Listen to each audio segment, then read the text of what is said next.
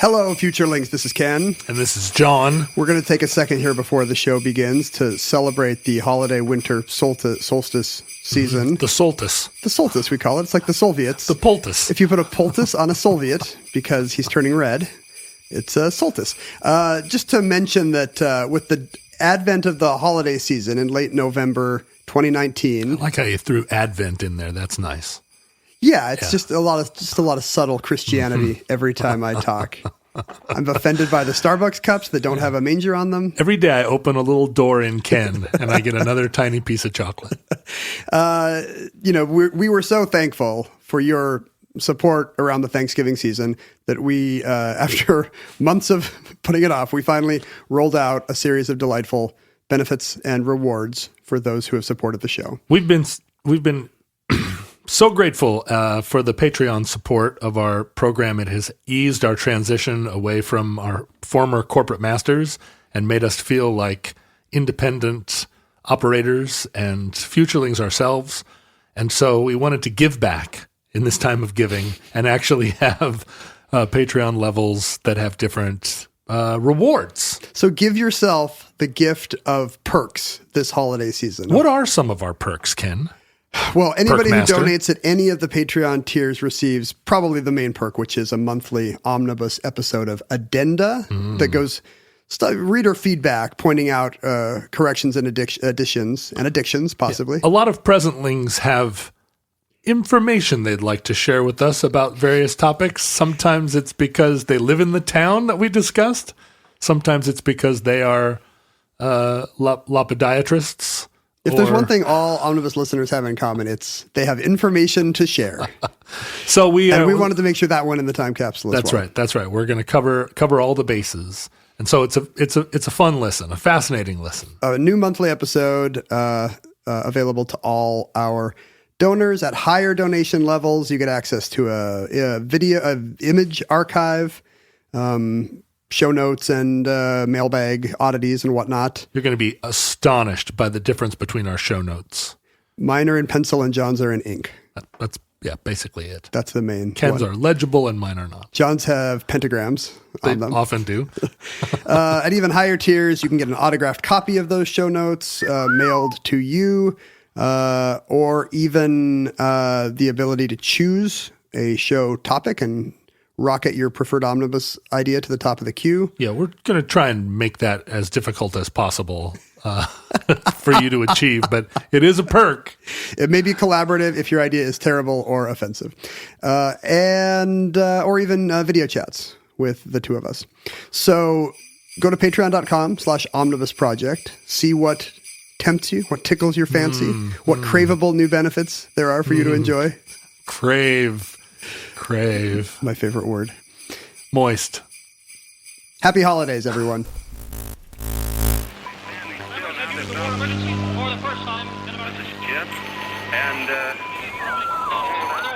Receiving this message.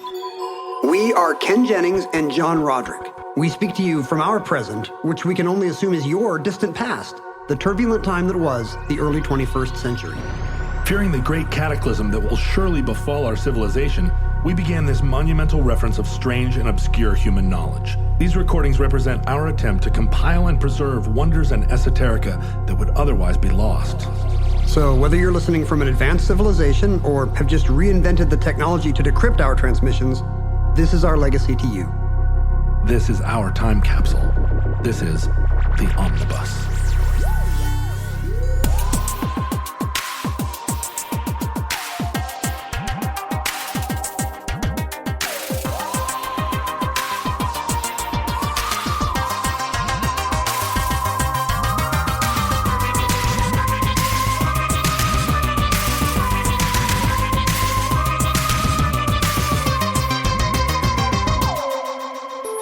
You have accessed entry 220.IS0108. Certificate number 31503. The Christmas... Did I just pronounce the T in Christmas? Let's put the Christ back in Christmas. The Christmas Pickle.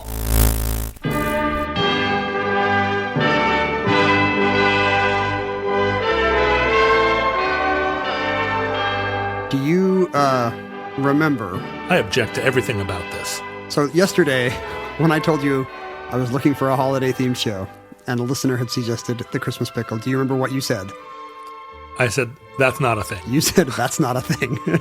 And yet here we are.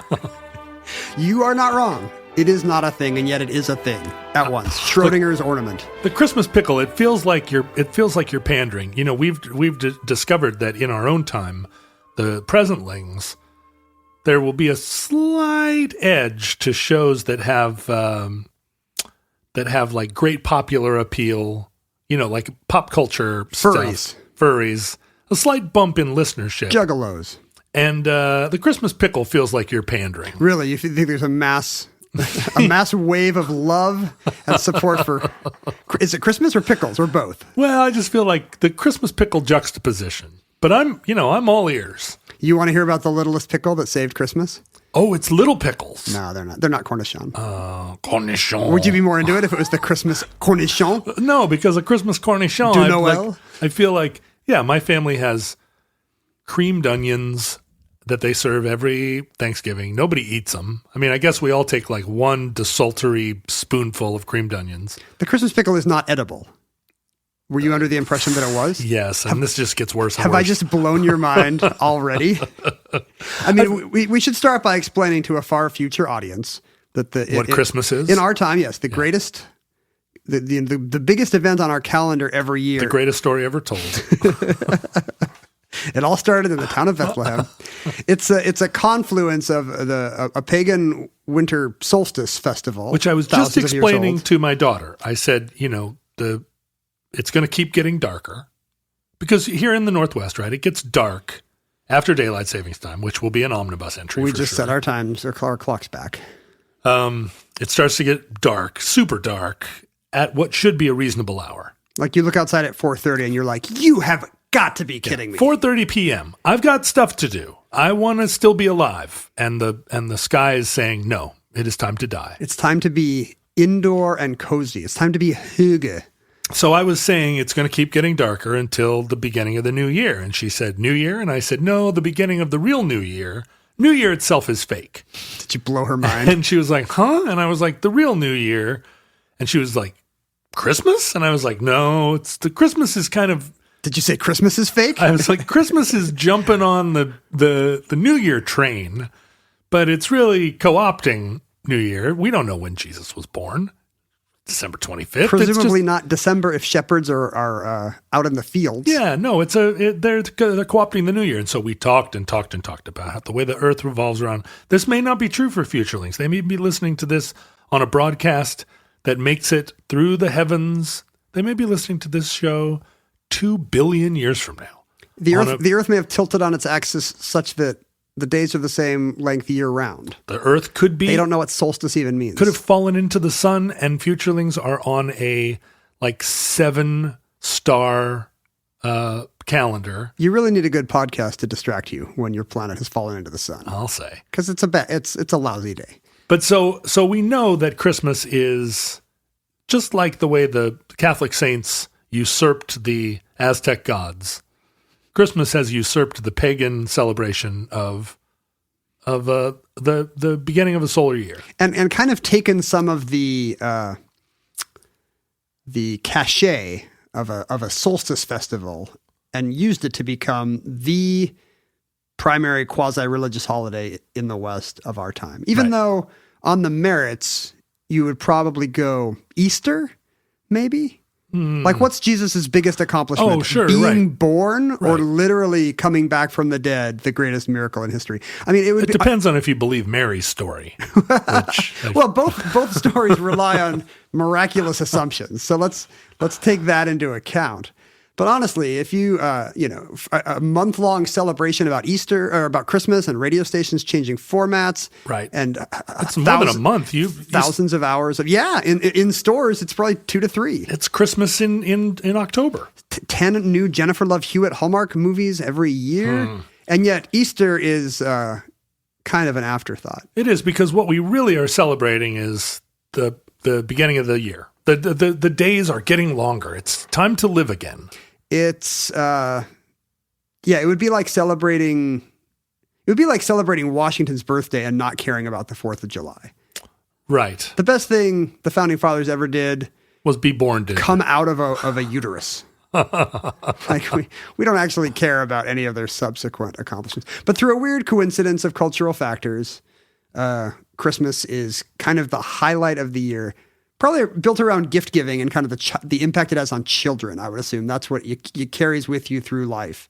You're always trying to recapture that childhood glow of surprise and novelty. But there is something, I think, innate in us that responds to the paganism of it, the bringing a tree into the house. What's your tree aesthetic here in Casa Roderick? Do you have a real tree? I can't remember if we've talked about this. We've gone through many phases as a family. We had a real tree and made a whole real tree out of it. All through the You don't have to make a real tree out of it. It's already a real tree once you buy it. all through the 70s and 80s and into the 90s. Then my mom, after she retired, went through like a little old lady white tree with pink decoration. You got to do that. You can't, once you're an empty nester, you can't just be bringing in a big noble fir every year. No, she had a little fake tree, but my sister is very Christmas positive. My mom and I are pretty Christmas neutral, and so for a while there, Susan lived in California, and one year, Mom and I looked at each other and said, "Wait, we don't have to do this," and so we started celebrating Jewish Christmas, which is go to the movies and then have Chinese food, and we loved Jewish Christmas because we would go to the Chinese restaurant and all the rock people were there. It was amazing. We'd walk in and it was Shanghai Garden. We'd walk in and it was, I would stop at every table like, "Hey man, how's it going? Hey." What is it about these depraved rock stars that they don't want to just sit and open gifts with their loved ones? Well, because we all are, well, first of all, we're all Jewish, but second of all, you all alienated your loved ones. Yeah, we're just like, we don't want to do this. So Mom and I had a great 5-year run. And then my sister moved back to town and reinstituted her Christmas regime. And then once my daughter was Well, I was about to say, you born- now have a child. You can't be blaming Susan so here. now we're 100% back to noble fir in the house, decorated with all of our family ornaments. Real tree every year. Real tree. And because we have a couple of households, I get a Charlie Brown Christmas tree for my house. And then we pick one of the gathering houses, my mom's or my daughter's mother's or her parents', where we get a real tree that's where we're actually going to spend Christmas morning. So my house has a little tree that is decorated in a kind of intentionally sad dad's tree. But it's not artificial. No, it's real. John Roderick is a blockhead, but he did choose a pretty good tree. Yeah. But none of these trees would have a pickle on them. Is that true? No, because if I ever put a pickle on a tree, first of all, don't put a pickle on a tree. But if I ever had, when you said Christmas pickle, I would have said, "Oh, that's totally a thing." Tell me your objection to a pickle on a tree. What does it appear unchristmassy to you? Don't put a pickle on a tree. It just seems like it seems like an adage that a grandmother would say. Like it's bad luck? Yeah. Pickle on a tree, shipwreck at sea. It just feels like one of these things is not like the other. Yeah. I guess one possible objection to it would be it has some kind of veneer of irony, right? Right. Check it out. It's not a sled or a snowman or a star. It's a pickle. Check it out. It's a pickle. Dirk. I guess it does make sense that during the winter, it's when we're eating pickled foods because, right, the fresh foods have started to decay and all we have left are canned foods. Now you got a barn full of apples. A barn full of, yes, increasingly mealy apples, but we do put apples on trees. Why isn't the Christmas mealy apple? I think there was a time we hung apples on our trees. We have an apple. Yeah, apple trees. Well, actually, that's going to be a future entry in the omnibus, Ceausescu's fake apple trees. Oh, that's a great idea. Yeah, actually. wait for it. Who's the Romanian Johnny Appleseed? Oh, it's the guy. It's Ceausescu's advance man. Potemkin apples. We put cranberries. We put popcorn on trees. We've never done the real popcorn thing. Oh, it's the best. Do you actually make popcorn chains? Yeah, you get a big needle and thread, and you sit and thread popcorn. Oh, it's really fun. Cranberries, we do it too. We make them ourselves. You're a Laura Ingalls Wilder character. We are. Winters in Alaska were long. We're not one of the families that has the decor trees. I always objected to this. And it might change from year to year. The really well-off family on your block that has like a theme on their tree. What? You've never seen this? This No. year the tree is blue and pastel purple. Oh. Or this year it's all angels from around the world. Or I feel like you need to. if you're not the White House, if you're not literally Jackie Kennedy, Yeah. leave that alone. That feels a little mid-century modern. We just have a collection of increasingly fragile Christmas ornaments, some of them dating back to the teens, the 19 teens. Oh, these are family heirlooms? Yeah, all these old, like Father Christmas riding a sled and things that have been broken and glued back together. A lot of Christmas ornaments that I made in elementary school in the 70s. So we have that issue. Ours are all from the 20 teens, and it's popsicle stick stuff my kids made in daycare, and they want to put it out, and I'm like, oh, that's a good one. Here's a good spot for that Yeah, one. way in the back. On the back. The problem with them is that teachers don't intervene and explain to kids, like, if you make a Christmas ornament that's a foot tall, Right. that looks like it was made by a 4-year-old, nobody's going to want it, sweetie. Just make a small thing. I'm going to run for the school board, and my platform is teachers making ornaments either have to make clear that these are for the fridge and not the tree, Right. or the teacher will be fired, summarily fired. The foot tall ones are for the fridge, and then they go right into the shredder. Yeah. You made this out of construction paper. It's literally not gonna, it's not will an not heirloom. survive. It will not last the years. But we used to do little clay things, and sure. little stars, and I still have a lot of those. But nary a pickle? I mean, there's a culinary objection. You point out that pickles are a preserved food and therefore plausibly a winter food. Right. But in the West, at least, our Christmas aesthetic it's not that chutney based. No, there's not a lot of don't- savory sour. You don't eat a lot of, exactly. Christmas food is bland Yeah. comfort food. Although cranberries are sour.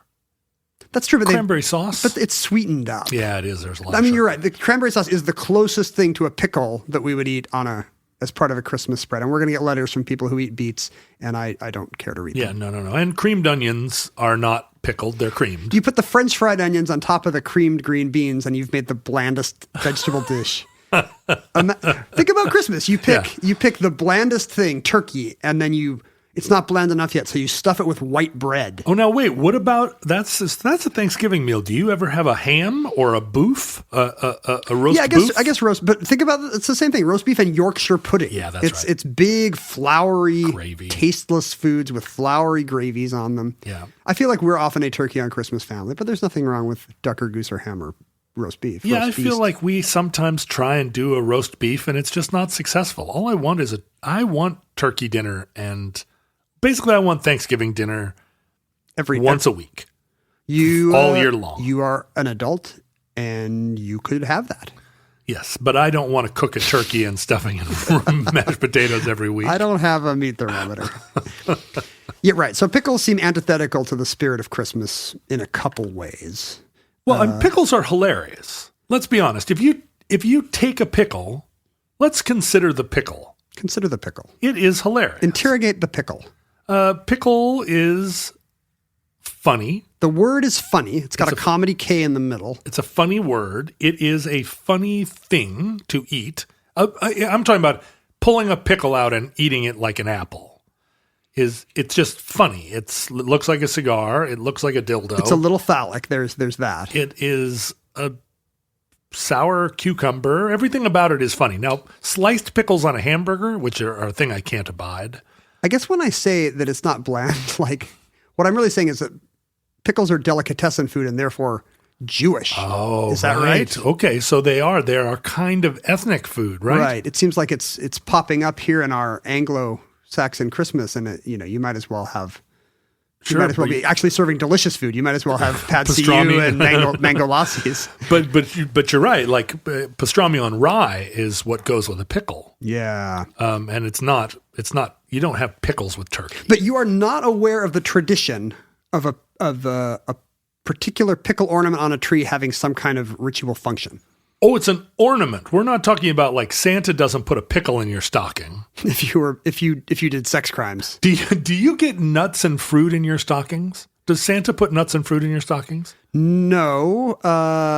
Santa in our house is more candy based. The bottom third of my Christmas stocking, my entire life, has been unshelled walnuts. It's always the 1870s at John's house. And like filberts and we did that as tangerines. a kid. I think we're not above a fruit in the toe, because you need a nice round item in the toe of the stocking, or else it bulges in. I'm saying the ways. bottom third of my stocking is old people food. Sometimes unshelled nuts that we then spend the whole present opening period. We're all cracking walnuts. Well, that's fun. It's fun. It's a food with a participation element. Consider weird, the walnut. Though. It does feel like something you would do on a sleigh ride. People like the old timey element of Christmas, but pushing against that, you have kind of the introduction of new, in this case, postmodern trends and fads. The aluminum Christmas tree. The tradition, such as it is around a Christmas pickle, would be that there's one pickle ornament hidden on the tree. And on Christmas morning, as part of the surprises of Christmas, the stockings having been filled and the presents laid under the tree, also a pickle has been hung on the tree, and the child who finds the Christmas pickle has some pickle-related privileges attached. Maybe they get to open the first present, or they get a special gift. It's like finding the Scandinavian coin or whatever it is in your Christmas caca, or whatever Christmas caca. whatever baked pastry thing you eat. So you become a member of the Order of the Pickle somehow by finding the pickle. You are the holder of the garter. You are the pickle king of the day. Interesting. Of the season. Well, a pickle, I guess, if you were going to pick a thing, if you're going to pickle a thing that you could hide on a tree. It's green. It's green. It looks sort of like it belongs in a tree, I guess. Yeah. But it's not a cornichon. It's a full-size pickle. It's pickle scale. It's 1-to-1 scale pickle. And it's a shellacked ornament pickle. It's not a... Yes. Dad didn't take a pickle out of the Vlasic jar and thread it and hang it. It's a hollow, blown glass, hand-painted pickle in most cases. And there's a series of... if you try to investigate... If you try to consider the Christmas pickle, you will find a series of kind of half-baked folk theories, mostly online, trying to explain... Wait a minute. There are half-baked folk theories online? You have to look. You have to go to the dark web. Okay. Because normally you just get good, upstanding content. I'm behind 12 proxies. You get brands. But if you go to the dark web, you will find people explaining the historical basis for the Christmas pickle. These theories would include the story of a Civil War story. Consider, if you will, Private John Lauer of the 106th Pennsylvania Infantry. He's got a fife. He's got a drum. He's writing plaintive letters home to his new wife, Hannah. Margaretha, I'll miss you so much. He is of Bavarian extraction, so it's more like, Margaretha, I miss you exceedingly. He is sent to... As the story goes, sent to Andersonville prison, a notorious Confederate prison camp in 1864 after being captured. And that's his first mistake. Right. This is his historical record that there was a Pennsylvania private of German-American extraction sent to Andersonville in 1864. But according to the family tradition, apparently, of this clan, his life was saved when he was, starving to death on Christmas Day and asked his guard. Someone shot him and the pickle in his pocket caught the bullet? Yes. He had a brass pickle, as was the style at the time. Brass pickle. That funky pickle. No, he had no pickles of any kind, and as a result was starving. And a kindly guard gave him a pickle on Christmas Day. Oh. And so part of the family lore, when he was returned home safely to his beloved Margaretha, was that, from thenceforth, the Christmas tradition would be pickles. And to this day, if you go to Andersonville camp, if you're thrown into prison by Georgia Confederates for tearing down a statue or something. No, if you visit the National Park Service property at Andersonville around Christmas time, because what can be better for the holidays than a Confederate prison camp? Line up, boys. You will see a tree in the lobby decorated with pickles. They have embraced this myth and sell ornaments based around it. Oh, so they have gone the whole hog, and the tree is entirely decorated. 100% pickles, thus kind of defeating the who can find the hidden pickle purpose. I would think, though, that it would be that if you went to some Amish town in Pennsylvania, they would have a pickle fest. Not that the Confederates would. Although I guess Georgia's a weird place for a pickle fest, and I guess the story makes the Confederate Guard look good. Yeah, it's one of these the stately manners of the old South kind of things. Listen, it wasn't all bad. The Civil War wasn't about slavery. It was about pickles. Like, on the one hand, we did starve tens of thousands of Union prisoners. Sure. When you say we, you mean they. I'm saying your hilarious Southern accent. I see. Deputy Dog character. On the one hand, we did starve about 100,000 American. But on the other hand, in typical courtly fashion, we did provide one pickle. Christmas pickles, at least to this one guy, this one time. Other attempts to tie pickles back to the holiday season have included. I just feel, okay, let's tie some pickles back to the Christmas tradition. It comes back to a story of, maybe I don't even know, the 2nd or 3rd centuries, go back to antiquity where ancient times. A shopkeeper, an evil shopkeeper in the Turkish town of Myra, killed 3 little boys. Now, why? Because he's an evil shopkeeper. Sure, of course. He's got motive, means, and opportunity. Well, and the thing is, in classical antiquity, shopkeepers were the evil one, were widely regarded as the evilest class. I don't want to say every shopkeeper in Myra, Turkey was equally evil. Right. But this guy is the evil Walmart of Myra, Turkey. I've been to Myra, Turkey, and in my case, the shopkeepers were very nice. Did you go to the bazaar or souk? I did. And they were all delightful? They were great. Did you bargain with them? I was welcomed as a returning son. Well, you were lucky not to have been there a few thousand years earlier, when apparently it was routine to kill 3 children and to put their bodies into a pickle barrel. Now, we can only speculate why this would have been done. Well, to conceal them from the authorities. Is it a hiding place? I guess he has a shop full of barrels. If one of them has boys. The thing is, if you put boys in a pickle barrel, dead boys in a pickle barrel. Dead boys in a pickle barrel. They are less likely. That's my country band. They are less likely. Yeah, that's right. 3 dead boys in a pickle barrel, less likely to make a stink. Well, right, because they might make a literal stink. But no, they're preserved. Oh, I see. They're preserved rather than decaying. I wonder if there's any implication that this guy, in making salt pork out of human flesh, may have plans to eat or sell them later. Is this a Sweeney Todd scenario? Oh, I see. Where he's going to make fake salt cod or salt pork, but it's really the 3 pickled boys. Now, this is a famous story because they are saved in miraculous fashion by who? The dead boys? The dead boys are saved.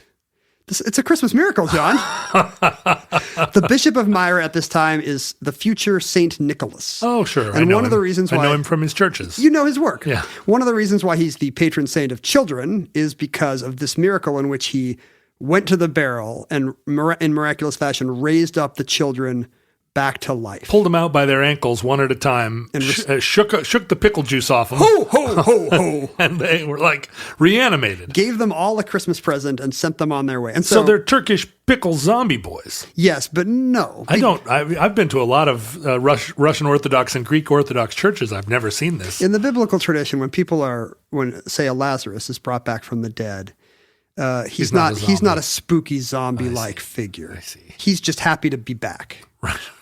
It's as if time has been reversed. But these are little boys. They don't know enough to be happy. I'm sure they were like, "Thanks, mister," and ran off, getting into trouble again. They kick Santa in the shins and run off. Yeah.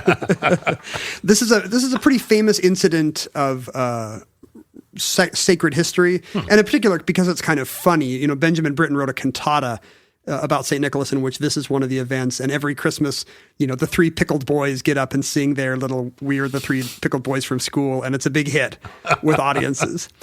We're pickled boys from school, are we? So there's a suggestion that maybe the fact that pickles at Christmas could be a reference to this barely remembered story about St. Nicholas. But it would be an Eastern Orthodox tradition in that case, right? Because St. Nicholas is much more revered. Yeah, but when St. Nicholas becomes Santa... you see what I'm saying here. I get it now. Our modern Santa has a lot more to do with the pagan Father Christmas, right, or even 20th century advertising, and magazine illustration than it does with a particular religious figure. But the roots come from So Saint why Nicholas. is there not a string of pickles around Santa's neck from the get-go? Mrs. Claus doesn't like them. She does not want to kiss a pickle-smelling man. She probably doesn't even like the beard. Can you really say that? You know, a lot of people talk smack about beards, but in my experience, ladies love a bearded They guy. want an itchy beard kiss. Not itchy. That's, it's soft if you let it grow a little. Let's say you have the option Soft of like a you have the squirrel. option of kissing two people. Me? Yes, one has a beard, one does not. Whom do you choose? I personally would prefer a beardless person of any gender over a bearded person of any gender. But you think apparently that's not universally held. Well, it's all about proclivities. Santa has no children. Maybe Mrs. Claus. Maybe that's why they have all the elves. They're like All one the of these elves are their sad, children. childless couples who get King Charles Cavalier Spaniels. I think it boils down to: are you someone who is attracted to people smaller than you or bigger than you? I see. And the beard increases the Bigness. metaphorical bigness of a head. Right. So I am attracted to people smaller than me, and I want them beardless, whereas people who are attracted to people bigger than them might want a beard. Then why don't you have a big bushy Tevye beard? Increase your bigness 2 or 3-fold. It's a good point. I think I'm waiting, just as I'm waiting to read the works of Shakespeare, I'm saving that for a time that I may or may not end up in prison. I'm also waiting to cross a certain age threshold where I can safely abandon trying to be appealing David Letterman. in a general way. I'm not going to be on TV every night. Yeah. What's the best way to express that? Yeah, Letterman has lost all grip with reality, and I'm trying to arrive at that station in life. But I still feel like I need to show up where I look, I don't know, somewhat presentable, somewhat electable.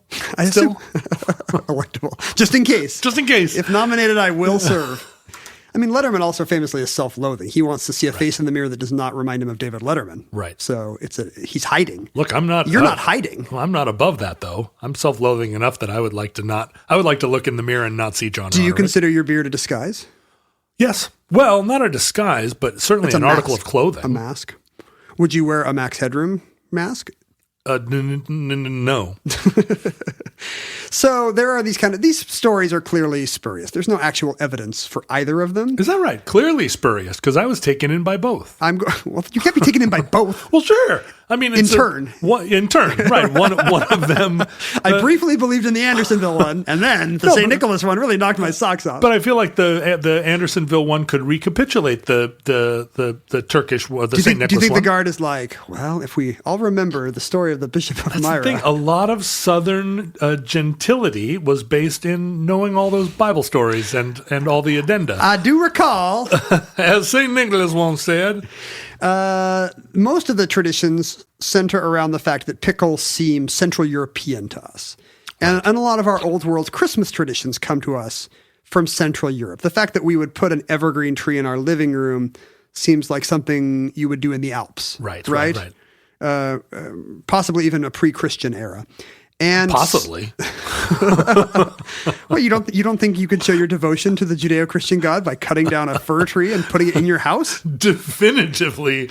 That's the main thing he wants. Yeah. When he speaks to Moses or to man in general, often he says, God is like, why have you no where's your tree? Why have you no fir tree in your living room? Yeah, where I don't want you to keep it in a pot. I want a dead tree, dying tree. Get thee an appealing skirt to catch the needles.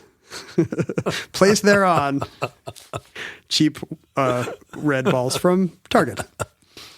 So most of the discourse around the Christmas pickle goes back to the German tradition. The discourse of the pickle goes back to the German tradition of the Weihnachtsgurke. Oh, the Weihnachtsgurke. Sure, presumably some kind of night pickle. What does Wei mean? I don't know. Well, let's see. Weimar is a town where the Sure, it's a Weimar night pickle. yeah, Weihnacht.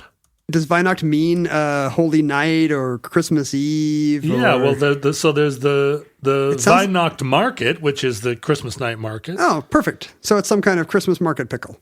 It's a Christmas market pickle. Oh, well, wait a minute. It's the Christkindl market. Sure. Which is Christchild market. It's one of those beloved German Christmas markets that... Sure. We actually been considering going to Germany for Christmas, just to show that we're internationalist. The problem with this tradition of the Weihnachtsgurke, of German pickle Christmas, is that it does not appear to actually exist. Oh, Weihnachten is Christmas Eve. There we go. There it is. Perfect. So the idea of the Christmas Eve pickle, which we all say, of course, it's a Bavarian thing, and we assume Pennsylvania Dutch of some kind, not actually true. A 2016 poll of Germans asking them about the Weihnachtsgurke found that 91% of them had never heard of it. Huh. And Germans are notoriously poll accurate. Yes, they like to be they polled. love answering surveys. They do. They don't like the polls. They like to invade the polls. Oof. But they also like Oof. they like to answer polls. Oh, I do have a bell for that. Ding. Do we have a Christmas bell? Here, no, a Christmas harmonica. Is that the new tradition? That's the note too. The okay, Ken, I give you this one. Oh, Can you no, play I any couldn't do carols it twice. on that? Let's see. Oh, I got it upside down. Isn't that Swanee River? That's not a Christmas carol, John.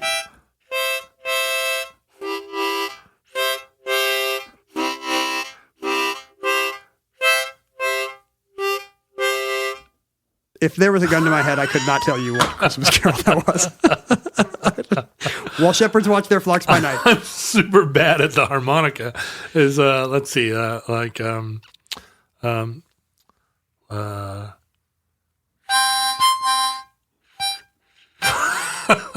no, I need to practice more. Well, I hope you time all next enjoyed year. those beloved Christmas standards. John Roderick, everybody. When I was a kid in the 80s, we had we had this Christmas pickle on our tree. No, you did not. We did. No, you did not. And we came within a whisker of having one on our current tree in adulthood as well. In Korea, Yes. you had a Christmas tree. Well, it was kimchi. It was pickled cabbage. And you hung a Christmas pickle Yes. on it. Some relative, I think, had sent it to us probably with a little leaflet explaining the beloved tradition of the Weihnachtsgurke and how fun it is. And you and your siblings raced to the tree before opening the presents, before marveling at the bounty from Santa. You sought the Christmas pickle. I don't believe we ever actually did the tradition. We just thought, it's so funny there's a pickle on the tree. I am so sorry that I missed a Jennings family Christmas in the 80s.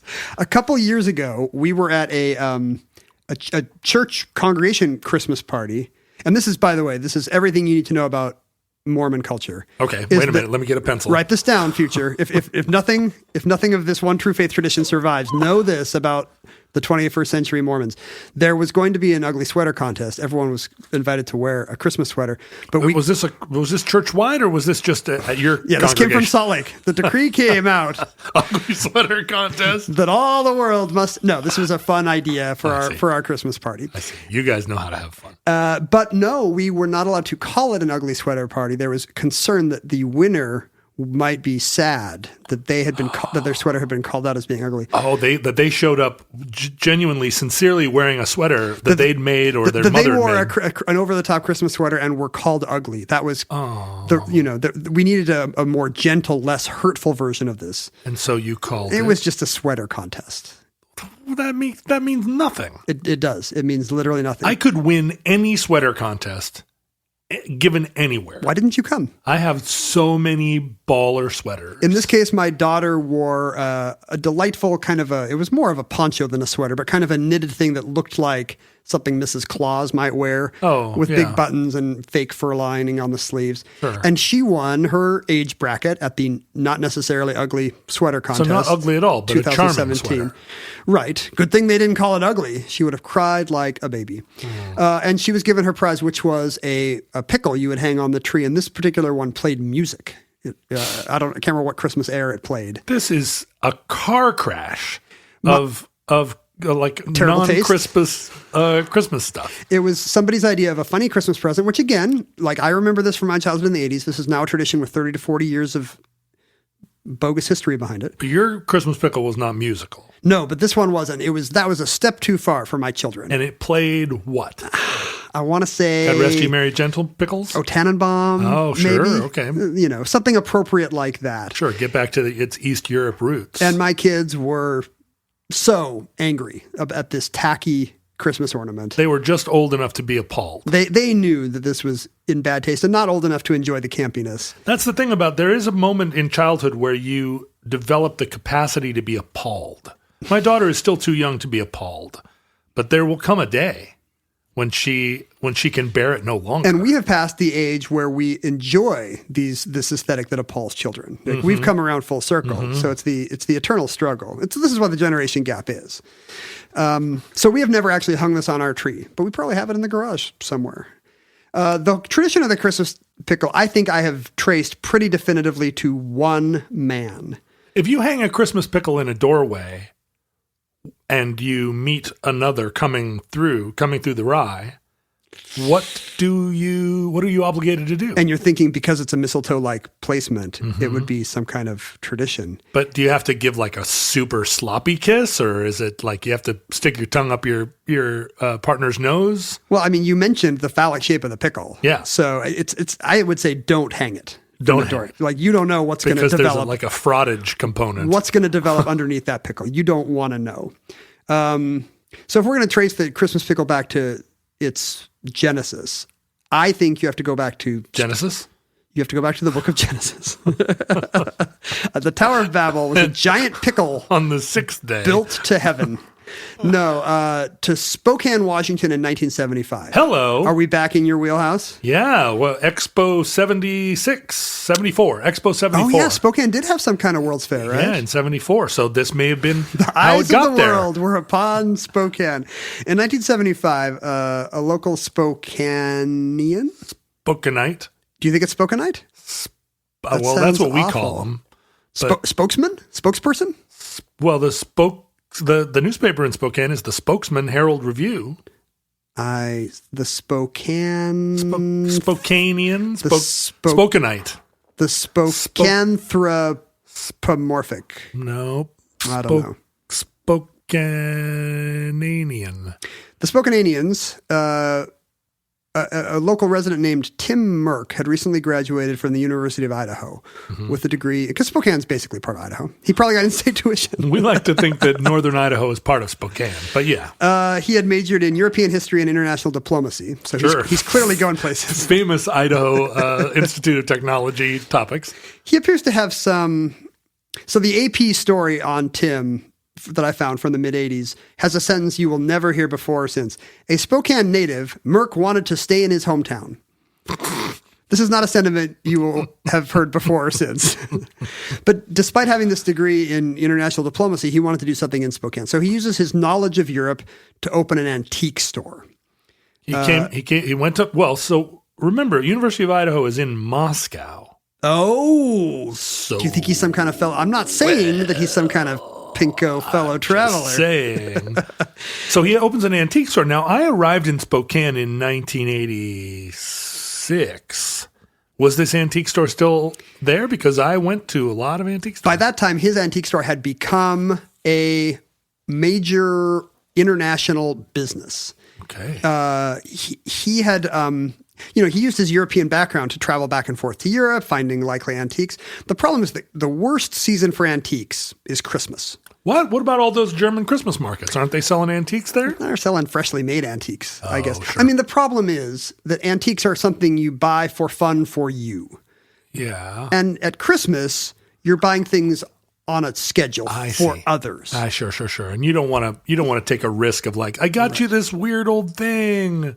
Maybe you do. I do. Do you give globes to people? I do. I give weird gifts, weird antique gifts, and people are always like, great. So he started up, with this in mind, that, at the time when everybody else's business was booming, he has to sit sadly in an empty store and watch people buy crap.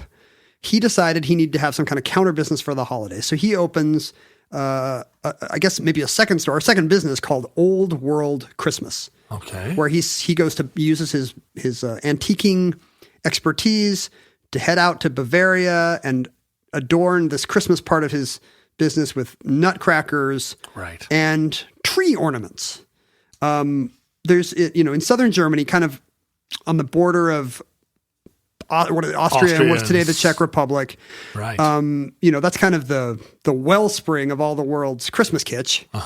And they're Bohemia. Exactly. A lost art of a nearly lost folk art of Bohemia are these blown glass Christmas ornaments. Well, as we know, Bohemia and Moravia are glass centers, but the pickles are a thing it passed me by. I may have seen 100 glass blown pickles, but my eye did not register them. There were probably few to no glass blown pickles in Moravia. Okay. There were, so this art is a glass blowing art, but you blow the glass into these ceramic molds, which is how it comes out looking like an angel or Right. a star or whatever the shape is. Right. So it's light enough to hang on a tree, and then it's hand painted. But I guess making these ceramic molds is very hard. It's a semi-lost technology of how to get the layers just right. Right. So that you can, how to fire everything just right so that it'll work in a glass blowing context. And I guess the combination of World War II and then the Soviet occupation kind of killed off this industry. I mean, that killed off a lot more than just the glass pickle industry. But most seriously, no. In addition to all the other casualties of World War II, glass ornaments. And so in one of his trips to Bavaria, Tim Merck found somebody that had 2,000 of these old molds and thought this would be huge in the U.S. So he turns his antique store into basically a full-time Christmas business, a showroom for his wholesale business where he sells glass-blown Christmas ornaments all over the country and all over the world. And, and a lot of these are familiar novelty designs. It's a Santa or a stocking or whatever would have conveyed Christmas in early 20th century Bohemia. Mm-hmm. But there are new novelty designs that he chooses each year. Some of them don't take off. For example, among these molds, there are lots of Third Reich designs, U-boats, swastikas. No, really? Absolutely true. Whoa. So he realized, this is the Wehrmachtsgurke, I guess. He realizes there is no market for this and does not dabble in Third Reich Christmas trees. I absolutely would hang a U-boat Christmas ornament. Not if it had any swastikas. Well, consider how close to northern Idaho he is. I mean, maybe he's rejecting one of his biggest markets. Sure, the Hayden Lake Christmas resurgence. But he's not above kind of choosing kind of kitschy, ironic new things. Mm-hmm. He one year he thinks it'll be great to have a lady's leg in a stocking, and this appears to predate A Christmas Story. But a leg in a stocking with a garter, and he orders thousands of these, thinking this is going to be that was the hot new item, a popular lamp right. design, right? But I think this might be, is this before the leg lamp thing? I don't know. Anyway, he sells 12 of them and still has a warehouse full of sexy Christmas legs. But one item that really takes off is the pickle he introduces one year. And he pitches it as a joke gift, because it's the funniest thing in the catalog. And it quickly becomes their top selling item. For 37, now almost 40 years in a row, it's Old World Christmas's best seller is a hand-painted pickle. Really? Last year he sold 25,000 of these. Because it comports with a certain kind of sense of humor in the United States, right? It's a kind of, this era would have been sort of peak Garfield, peak Far Side. It's a Bloom County reference? Yeah, sort of thing that Americans... It's subversive, but it's Reagan-era subversive. Yeah. It's actually quite universal. Everybody's got pickles in their fridge. Yeah, and it's a harmless, but it's risque in a way that you could introduce there's plausible deniability to any risk. Like a Mormon-friendly sweater competition. It sells very well, he says, with pregnant moms. Of course, they love pickles. Famously, pickles and ice cream. Craving for pickles. It's the sign of pregnancy. Right. So if somebody's, if there's a baby shower around Christmas or a baby gifting opportunity around Christmas, what could be better a glass pickle than a pregnancy-themed Christmas tree ornament? So this catches on. It becomes a media sensation, and he quickly attaches it to this putative German tradition. Now, where did the pickle mold come from in the first place? This is what I really would like to know, because he kind of implies that you can't make these new molds and that, he has to repurpose old molds if he wants to introduce a new design. So maybe they had pickles on hand, but not for Christmas? Were they making other kinds of foods for like a dish of fake vegetables of blown glass, maybe? Sure, I could see that. That might be a thing. So he tells them, and the quote in the paper is, when I told the German, I like how he just calls his contact the German. The German. He's a John le Carré character now. I've spoken to the German. When I told the German I wanted the pickle done, he thought I was crazy. Ha! So the Germans are like, no, this is not an ornament. Let me explain. Yeah. And he says, no, this is what I want. Like, this is going to be great. And he's not wrong. It catches the media's eye. There's a big pickle industry in America. So now there's a corporate force behind it. A town in Michigan called Bavarian Springs, which is where all the pickle farms, well, I guess the cucumber farms and the pickling plants Right. are. They have they're making cucumbers and vinegar, and somebody was That's all you need. Somebody was walking along eating a cucumber, tripped, fell into a vat, and said, "Wait a minute, You got dill in my cucumber vat." So they start a festival in the 1990s called the Christmas Pickle Festival, playing on the popularity of Merck's novelty item. Okay. And then the Pickle Packing International, the hard to pronounce trade group PPI. of the American pickle industry, embraces this and declares Bavarian Springs the Christmas pickle capital of the world. Sure. No one was competing for that title until then. Spokane should have been. Well, and I'm sure there were a bunch of towns that were like, dang! Why didn't we think of this?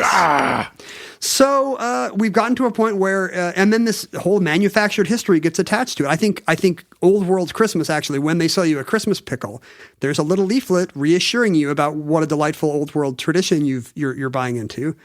And in fact, it was all just generated by this one guy. He's a bit of a Christmas huckster. So have we reached peak pickle? He's still selling 25,000 of these a year. People now think this is a tradition. And I guess it is a tradition, right? Is. We've now been doing this for 30 years or so. But we've invented enough of a fake backstory that we can convince people who wouldn't put a humorous pickle on their tree. Right. Now your grandma and grandpa will do it, I guess. Because the pickle symbolizes, or it's some kind of old world pickle. I mean, it's true that all traditions, even all Christmas traditions, had to be manufactured at some point. Right. Some druid in his jute underwear cut down a tree and brought it inside because he thought it would please the mountain gods or whatever. Somebody had to invent that. Sure. No one knows who they were. Or what they were doing. Weirdly, this is often a mark against Kwanzaa from a certain kind of angry because it's a radio manufactured holiday. You're all saying this is an African tradition. No, it was just some college professor in the late 70s. And that's absolutely true. It was a professor of Black Studies, right, who wanted to. We should do an episode on Kwanzaa if we dare. That's what the world needs. Which one of us will lead that conversation? What do these two guys think about Kwanzaa? But the fact is, there was never any kind of deception. Like the Kwanzaa guy was trying to start a new festival embodying certain kinds of, a certain principles and morals. Sure, that's how Lollapalooza got its start. I think it was the same guy. That didn't exist before. Didn't Perry Farrell invent Kwanzaa? But something as foundational to our holidays as Rudolph the Red-Nosed Reindeer, that's like a single novelty song. Wait, that's not in the Bible? As recently as that. It's not even in Courier and Ives. Yeah, or 'Twas the Night Before Christmas. Like there's a canonical list of 8 reindeer, and the joke of the song is it's the pickle joke. Right. Here's a new weird one that you don't know about. You know Dasher and Dancer and Prancer and Vixen, and it's sung by a washed-up country star in 1950, and it's a novelty record. Right. And look at us now. Look at us now. It's just embedded in everything we believe about our biggest religious festival. It would be as if some washed up, I don't know, like Gene Autry's movie career was almost over in the early 50s when he recorded Rudolph the Red-Nosed Reindeer. So it would be like if Bruce Willis or somebody recorded, what's a modern novelty song? Recorded All About That Bass. And suddenly, within a decade, it was a Christmas anthem. Well, it's interesting because there is a theme that runs through Christmas of the underdog, right? The little drummer boy, Yes. the little matchstick girl. And it all these TV specials where Christmas needs to be saved, and it's the Rudolph thing. It's Rudolph, It's right? not by the big mean reindeer. It's by the little guy. Even Charles Schultz, there's so somehow the Christmas pickle is, in its status as the least likely thing to have on your Christmas tree. And I'm going to say that's theologically okay as the distant future's leading religious authority. I'm like, what is a bigger underdog story than being born in a feeding trough?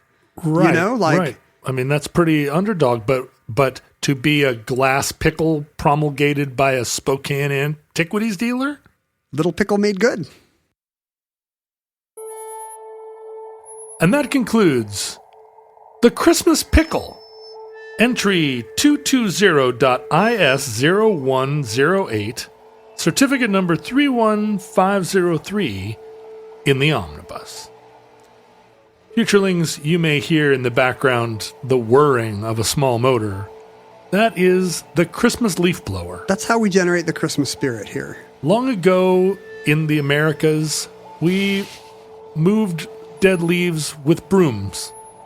But that was determined to be too much work. There was our one Christmas that almost didn't happen because of all the leaves that were still on the ground. Santa thought it was still autumn. Yeah. And it took the littlest leaf blower to blow them all into the gutter and save Christmas. Nowadays, some of us who live in suburbia are so exercised by the leaf blower. It has become a kind of next-door NIMBY Christmas ornament of its own. Do not blow your leaves, sweep them. But then, of course, Mexicans are here to take our jobs. And what job is more treasured? And they're smarter than us, and they use leaf blowers. They're not going to use rakes. These guys aren't dummies. Their food's better than ours. Their garden technology is better than ours. Well, in any case, boy, that leaf blower, he's right outside the window. He's looking in right now. He's like, what are these two guys doing? The thing is, there are a lot of futurelings that are probably living in a very, very cold snowscape who've never seen a leaf. Who are like, a leaf?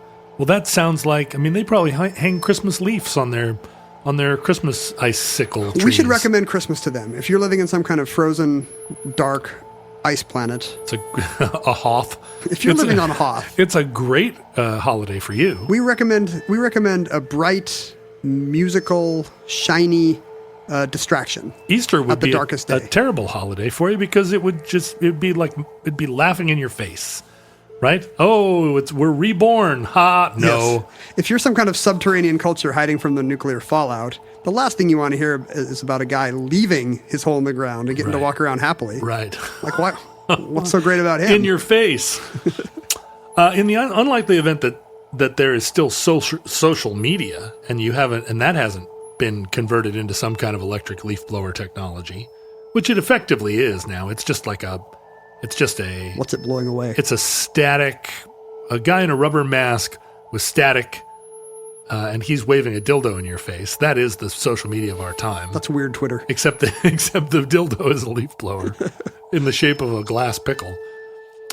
Ken is hilarious on Twitter. He is at Ken Jennings. Highly recommend that you follow Ken if you like to be outraged by his hot takes. You're the hot take guy. I'm famous for bad takes on Twitter. Oh, is that different? Not sure. I'm of the two of us. Cold but bad takes. Of the two of us, I'm the boomer. Ken, just a few years younger, somehow is the millennial. I'm Gen Z. I'm at John Roderick, also hilarious, but maybe a little bit too hilarious for you. You be the judge. I'm Ken Jennings on TikTok. Go to my Instagram if you want to see me every once in a while take a selfie because I am in love with myself. A selfie of my beard garment. I thought you were self-loathing. How can you be? How can you have Letterman-like self-loathing and love your selfies? That's the thing. Letterman self-loathes but can't keep himself off of TV. Yes, that's true. You can email us at theomnibusproject@gmail.com. You can go to the Futurelings Facebook page, where you will almost certainly be confronted with now an archive of glass pickles that will fill up a timeline for a year at least. You can mail us real things. You do not send us your glass pickles; they will go right into our pickle receptacle. What do you want them to send you? Brass monkeys. Can I request a holiday gift? Yeah. Go. I would like to do an omnibus about chick tracts. If you have any chicked tracks. And I just want a stack of them. Did I say chicked? If you have any chick tracks. Merry Christmas from John's Chicked Tracts. If you have chick tracts on hand, you're done with. You've already read them. You're already saved. Right. You've invited Jesus into your heart, and you've turned your back on Judaism, Lucifer, or Dungeons and Dragons, right. Heavy metal, Feminism, Catholicism. Ooh, Catholicism, the worst. Please, if you've repented of all of those sins and more, please send us your gently used chick tracts for the future omnibus on this subject. Because my kids have a bunch and they will not give me theirs. Yeah, those jerks. They hand them out outside their middle school.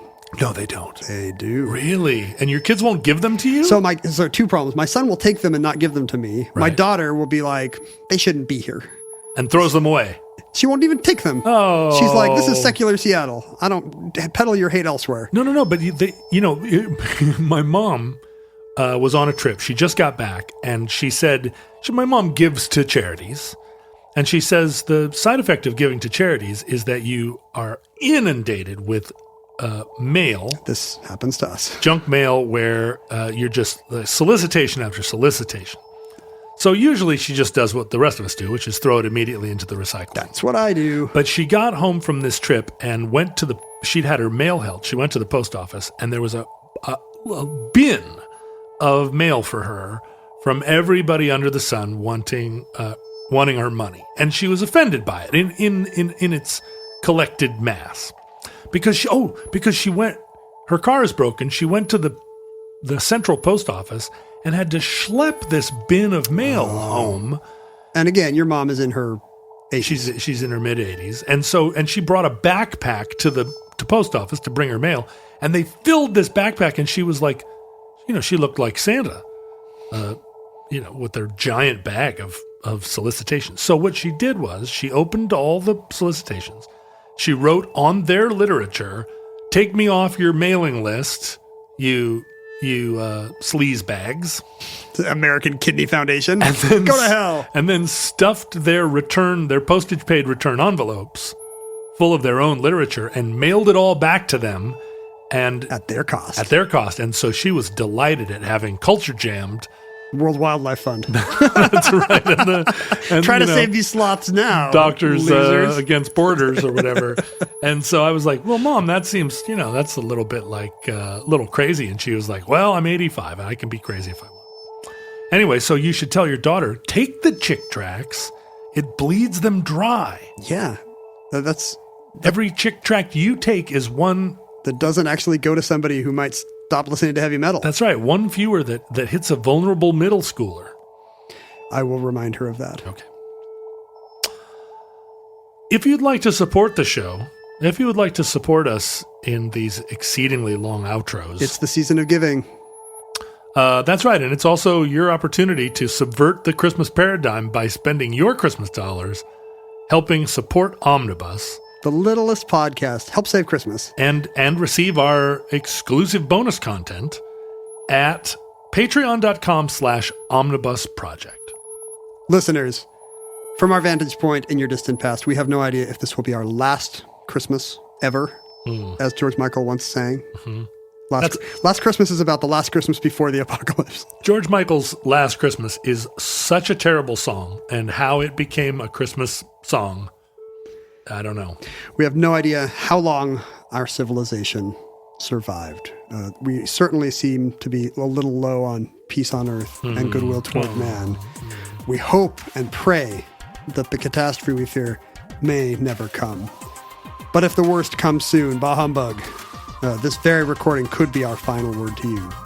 But if Providence allows, if there's a Christmas miracle, we hope to be back with you soon for another entry in the Omnibus.